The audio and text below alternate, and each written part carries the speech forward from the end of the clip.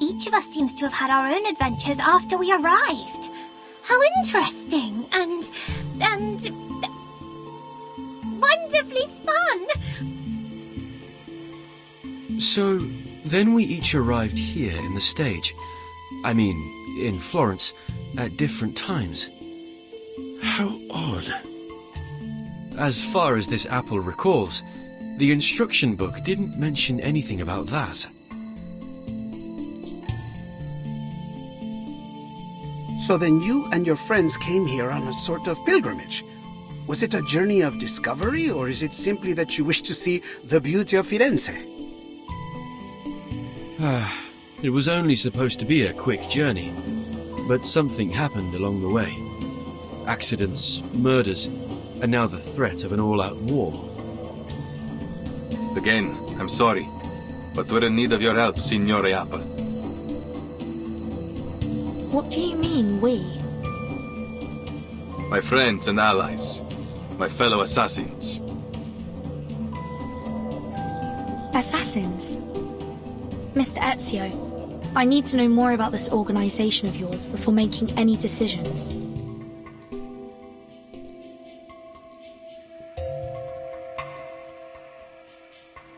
Va bene.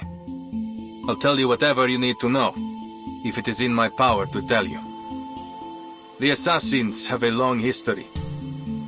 We do not serve kings, nor do we kill for money.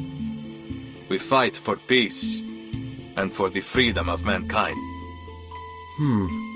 That's very noble of you. I imagine you face many obstructions to that goal. Am I right that these Templars are one of those obstacles? See, they've long been opposed to us. They prefer to impose their vision of order on others. They will stop at nothing until they control the whole world.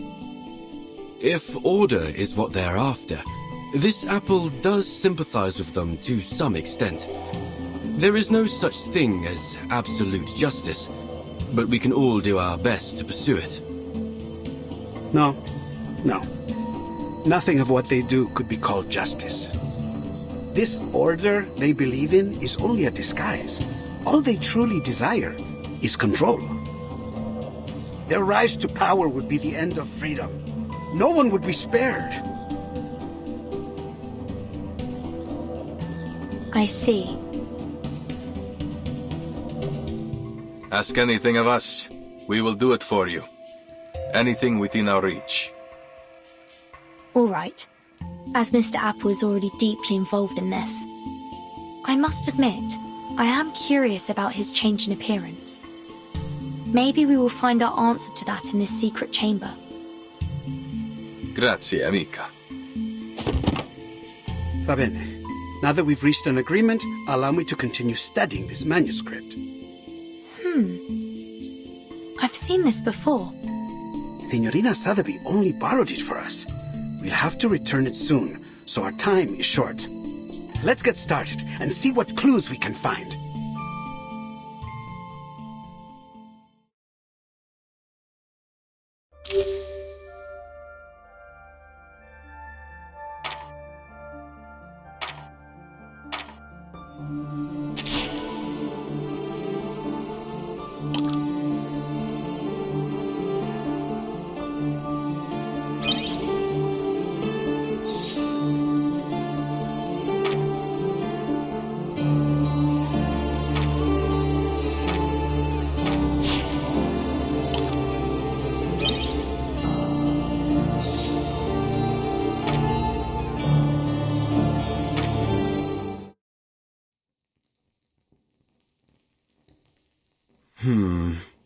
This is most confusing.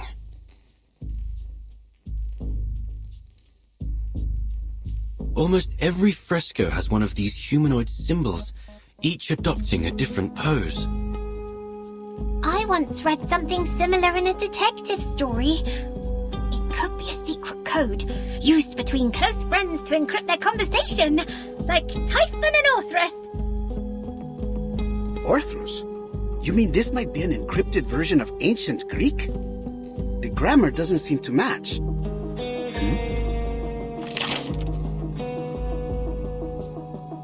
Mr. Leonardo, we haven't finished. Do you mind? Uccello. It's Paolo Uccello. The copies cannot recreate every detail of the originals, but still the style makes itself evident. The perspective is perfect, and the geometric figures are so precise that it almost starts to get dull. There's no doubt. This is Paolo Uccello's work. What's wrong, Ezio? I know the name. My mother used to be a patron of his. What? I was young when we met. All I remember is that he was a shy man who kept his head low as he worked. He left before what happened to my family. Then we lost touch.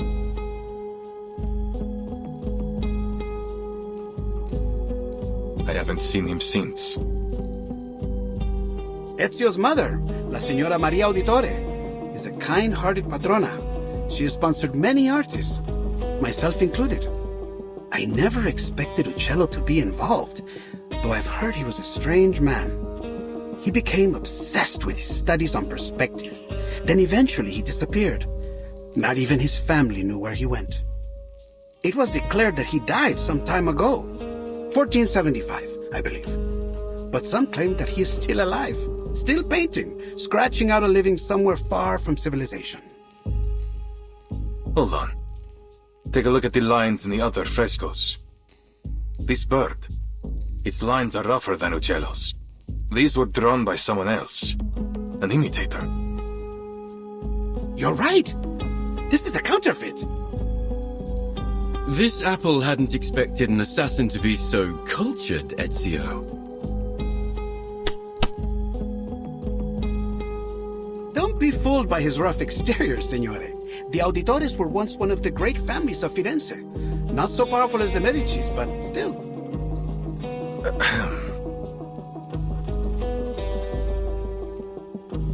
As Leonardo said, my mother has been a patron of many artists, including Uccello.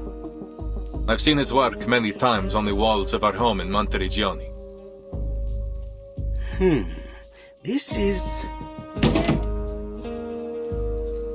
Signore, signori, I believe I may have discovered the location of the hidden chamber. Goodness me! You figured that out before I could even finish the manuscript. Mi rincresce, mia signorina. Once I begin, it is hard to stop the mechanisms of my mind. Take a look. It's a copy of the dome's blueprint. I've never seen anything so perfect in its design.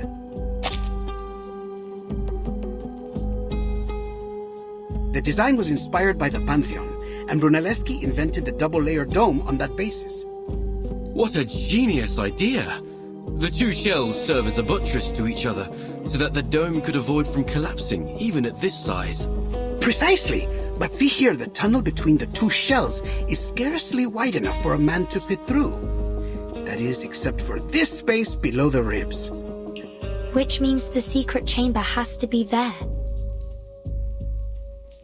Appunto. But it's no more than an inference for now. We must visit Il Duomo to confirm it for ourselves. Ezio, you're familiar with this structure, aren't you? You've been beneath its catacombs. I am. I have. But the cathedral will be under careful watch by the Templars. I doubt we can slip in undetected. We need another way in. Don't worry. I have already devised a way. Have you heard of my work there? The Assumption of Mary?